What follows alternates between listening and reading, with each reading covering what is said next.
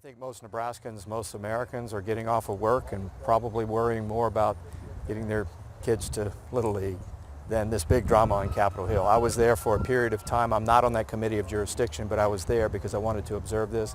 Frankly, Mueller appeared tired. He appeared feeble. He almost appeared like a figurehead. And there were a couple of dynamics going on. The Democrats were very disciplined about questioning obstruction of justice charges, potentially, against the president. The Republicans were disciplined around questioning the very origins of this report and its corrupt beginnings and the bad FBI agent who originally led it. So that was really the drama in the back and forth.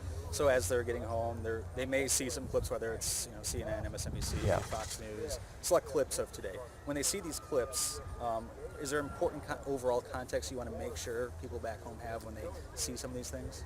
Well, first of all, it was important that we have an investigation because we had to determine how extensive was Russia's influence and probing into our own election. And we have a better sense of that now. We've also found out that the president is not guilty of any collusion, the legal hurdle being conspiracy, not guilty. The second part of the investigation turned to the process. Some people have gone to jail over this because they lied to the FBI and there were other crimes committed. There is a continuing discussion about the elements of Volume 2 of the report.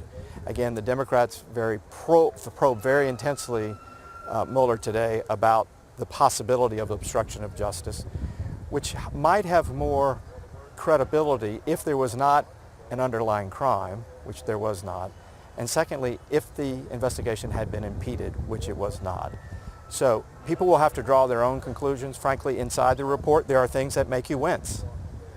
But there is no conspiracy, no guilt by the president of that. And today's discussion was about primarily obstruction of justice, or is the entire report foundation both politically corrupt, initially led by a bad FBI agent? What are the things in the report that make you wince? Well, there was some questioning about, again, the process by which the president was reacting to whether or not he was under investigation and to the Mueller investigation himself. And so, again, there would be more persuasiveness as to an obstruction charge if there had been an underlying crime, and secondly, if the investigation had actually been impeded. There's a third dynamic here too. We all know the president has a reactive style. And if you're not guilty of something, it creates more of an understanding that you're reacting and asking for people around you to help. But there are moments there where it does make you wince. The elements that you kind of touched on and the Democrats really maybe got Robert Mueller to confirm were that the president did make those attempts, and what prevented him from following through and being successful was some of his own staff, Don McGahn and other members.